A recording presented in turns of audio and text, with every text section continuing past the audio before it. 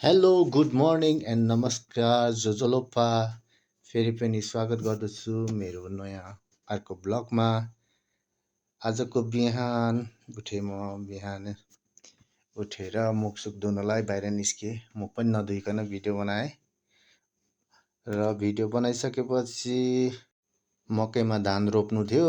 त्यही भएर अर्ग्यानिक झोला बोकेर मल हाल्नलाई लागेँ र मल हाल्नु पनि थालेँ। हेर्नुहोस्, यो अर्ग्यानिक झोला बनाएपछि चाहिँ एकदम सजिलो हुने रहेछ मल छर्नलाई चाहिँ। तपाईँहरूकोतिर कस्तो भएको छ मल पाउनु छोडेको छ अहिले फेरि। हाम्रोतिर चाहिँ अस्ति एक बोरा ल्याएको थियो र त्यही पुगिरहेको छ, त्यसले छर्दै पुगेको छ। अस्ति एकचोटि छरिसकेको, अब फेरि मल छरिसकेर चिया खाएको थिइनँ र चिया खाएँ। चिया खाँदै थिएँ। चिया खाइसक्दा नसक्दा एउटा कन्ट्याक्ट आयो लेटाङ जाने। चिया चाहिँ छिटो छिटो खाएर र म जानुलाई रेडी हुनु थालेँ। रेडी कपाल कोर्दै यसो हल्का ह्यान्डसम भएर जाउँ न त भनेर। अब हिजोको दिन त्यस्तै भयो, आजको दिन राम्रो हुन्छ भनेर म रेडी भएँ। गाडीलाई ढोकेँ, विश्वकर्मा बाबालाई ढोकेर गाडी निकाल्नु तयारी। गाडी निकाल्दै गएँ। अब रिभर्स गर्दै निकाल्नुपर्छ जहिले। त्यो त अब हजुरलाई हिजोको भिडियोले पनि थाहा भइहाल्यो। गाडी निकाल्दै गएँ। अब म लागेँ अब बुधबारे चोकतिर। चोकमा सुनसान, हिजोको जस्तै सुनसान छ आज। साथीहरूलाई हेलो हाई गरेर म चाहिँ बोलाको ठाउँमा गएँ। बोलाको ठाउँमा पुग्न आँटेँ। यी नजिकै हो हुनु चाहिँ, छिमेकी भन्दा पनि हुन्छ। यो उहाँहरूलाई उठाएर गन्तव्यसम्म पनि पुर्याइदिएँ। आजको बोहनी राम्रै भयो। 500 हो हुनु चाहिँ, 500 दिनुभयो। 1000 रुपियाँ फिर्ता दिएर म फेरि फर्केँ। बाटो चाहिँ यस्तो खतम छ भने नि, यो जुन लेटाङ पुलदेखि मास्तिरपट्टि लेटाङसम्मको बाटो चाहिँ एकदम खराब भएको छ। यो कहिलेसम्म रिपेयर हुन्छ थाहा छैन। यस्तो बाटोमा ग्यान्द्राङ गुन्द्रुङ गर्दै म निस्केँ। यो चाहिँ हाम्रो चिसाङको पुल। एकदम सुन्दर रमणीय ठाउँ छ हाम्रो लेटाङ मोरङ। यो चाहिँ राजारानी डाँडा माथि देखिएको। यो चिसाङ पुल, यो चिसाङ खोला। चिसाङ खोला हुँदै म चाहिँ यो लेटाङ अहिले भर्खरै खुलेको पेट्रोल पम्प अगाडि आइपुगेँ। यहाँबाट सर अब सिधै घर जाने भनेर घरमा आउनलाई म हिँडेँ उहाँबाट। अब यो चाहिँ राजारानी जाने बाटो। ट्याक्कै यो अगाडि देखेको चाहिँ खानेपानी ट्याङ्की हो। म यसो भन्दै घर आइपुगेँ। घर आएर फेरि धान लोड गरेर फेरि बुधबारे गएँ म। ल लागे है भनेर खानापिना खाइवरी लागेँ।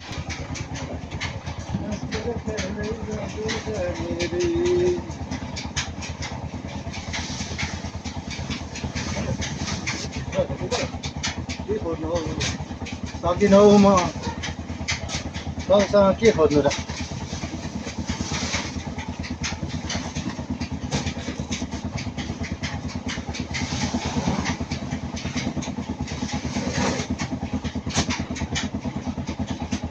सानो सानो बोरामा हाल्यो नि ल, भरे बोक्न सकिँदैन।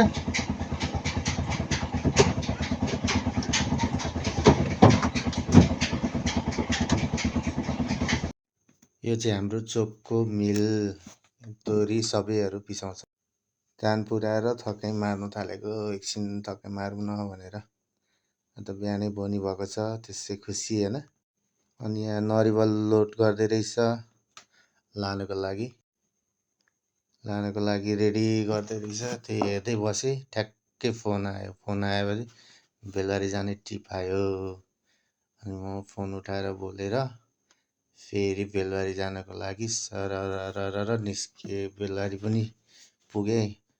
पेसेन्जर नबोइकन हावामा कुद्दो रहेछ भन्ने सोच्नुहुन्छ होला, तर होइन, मान्छे लिएरै जान्छु, पेसेन्जरहरू लिएर।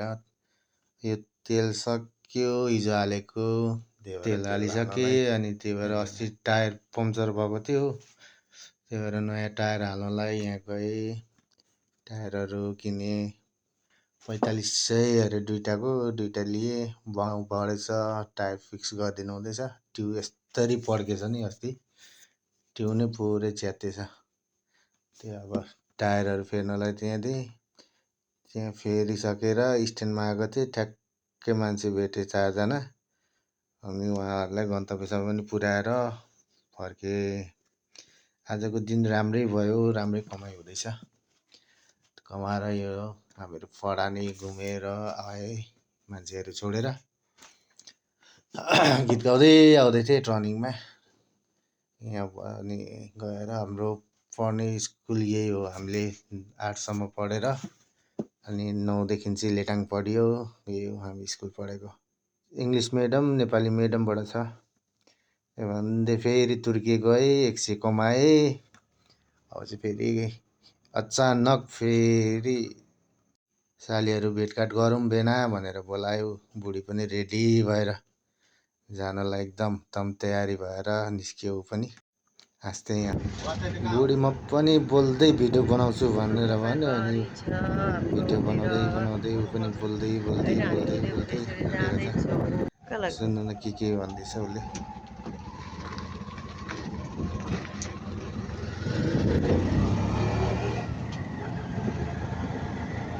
यस्तो बाटो छ हाम्रो पिचै पिच र मकै बारी लु हेर्नुहोस्। मकै खानेमा आउनुहोस् है। मकै यहाँ हेर्नु कति छ।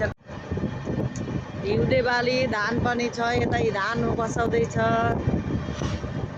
मौसम धुम्म धुम्म भइरहेको छ, पानी पर्ला जस्तो गरेर। यति भन्दै हामी पनि साली भएको ठाउँमा आइपुग्यौँ। यो चाहिँ सालीको दोकान, नेलहरू मेकअपहरू सिकाउने ठाउँ। मेरो साली काट गरेपछि हामीहरू लाग्यौँ खोर्सानीतर्फ। खोर्सानी जाँदैछौँ। बाटो चाहिँ एकदम खराब छ, खराब एकदम डरमर्दो छ एकदम बाटो खराब। कहिलेसम्म बन्ने हो यो बाटो। यो चाहिँ लालबत्तीको पेट्रोल पम्प। हामीहरू जाँदैछौँ खोर्सानीतर्फ।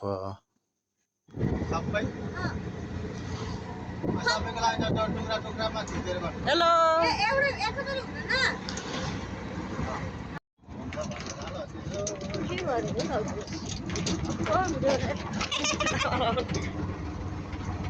गफ गर्दै हामी चाहिँ ठाउँमा पुग्यौँ। हामीभन्दा अगाडि को आयो भन्दै हामी चाहिँ गफ गर्दै थियौँ। बुढी चाहिँ हतार गएर त्यहाँ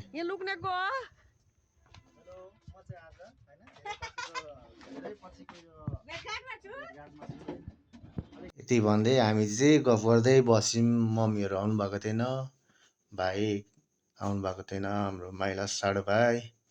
हामीहरू चाहिँ गफ गर्दै पर्खाइमा बसेको छौँ भनेर गफ गर्दै बस्यौँ। अनि त्यत्तिकैमा मेरो कान्छी साली पनि आइपुग्नु भयो। वेलकम मेरो साली भन्यो उहाँलाई। मम्मी पनि आइसक्नु भयो। मम्मीलाई पनि वेलकम। मम्मीले कान्छा भाइलाई जर्सी ल्याइदिनु भएको रहेछ। जर्सी हेर्दै बसिरहेको हामी चाहिँ ब्राजिलको फ्यान है। दुईजना चाहिँ, भाइ चाहिँ अर्जेन्टिनाको फ्यान। वर्ल्ड कप आउँदैछ। अर्जेन्टिना फ्यान साउन आउँदैन। यता त नेमार कि नेवारको फ्यानहरु बसिरहेको छ। यति भन्दै हाम्रो चाहिँ छुट्टिने बेला भइसक्यो। खाजा खाइवरी सबैजना छुट्यौँ। मम्मीहरू चाहिँ गइसक्नु भएको थियो। हामी चाहिँ एकछिन गफ गरेर बस्यौँ। हामी चाहिँ लाग्यौँ अब घरतर्फ। घरमा आएको बुढीले लडेको मकै काटेर ल्याउनु है, म चाहिँ घाँस काट्न गएँ भनेर भन्यो। अब काट्न गइयो मकै। लडेको हावाले लडाएको मकैहरू काट्न थाले। धमाधम काटे। बेला पारेर ल्याउनु पर्यो भनेर सब लडेको जति सबै काटेर इँटामा बेला पारेर घर ल्याएँ। घर ल्याएको पाडा बाख्रालाई भोलि लाउँछ भनेर काट्न थाले। भट्टाभट काटेर अनि बेला पारेर चाहिँ निकै लडेको रहेछ। घर आइपुगेको अर्को काम खुलिरहेको रहेछ। आँपको सिजनमा आँपको अचार बनाउन अरे काटिदिनु पर्ने। अनि कुटी काट्नेले मजाले सानो सानो पारेर मजाले। अनि आजको कमाइ बुढीलाई जिम्मा लाउनु पर्यो भनेर जिम्मा लगाएँ।